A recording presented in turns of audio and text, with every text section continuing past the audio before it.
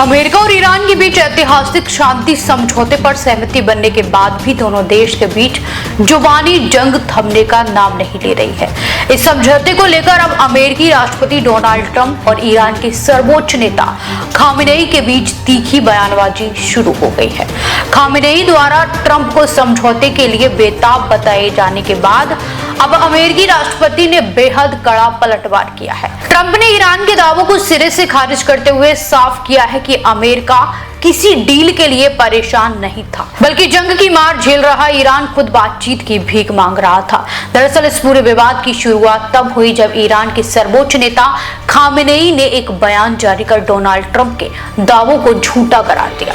Khamenei ने आरोप लगाया था कि इस शांति समझौते को पूरा करने के लिए खुद अमेरिका और राष्ट्रपति ट्रंप सबसे ज्यादा उत्सुक थे। उन्होंने दावा किया कि अमेरिकी राष्ट्रपति इस समझौते को हासिल करने के लिए इतने बेताब थे कि उन्होंने ईरान पर दबाव बनाने के लिए हर तरह की कूटनीतिक चाल, राजनीतिक कोशिश और रणनीतियों का इस्तेमाल किया।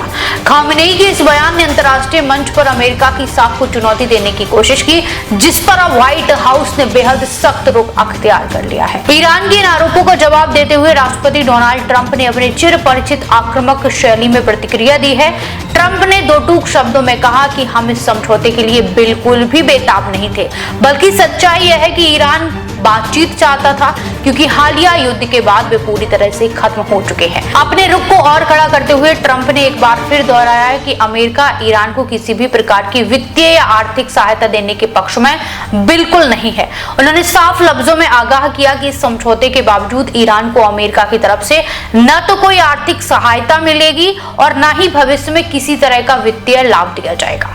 ट्रंप का ये सख्त बयान साफ करता है कि भले ही कागजों पर समझौते की सहमति बन गई हो, लेकिन दोनों महाशक्तियों के बीच का तनाव और तल्खी आने वाले दिनों में और गहरा सकती है।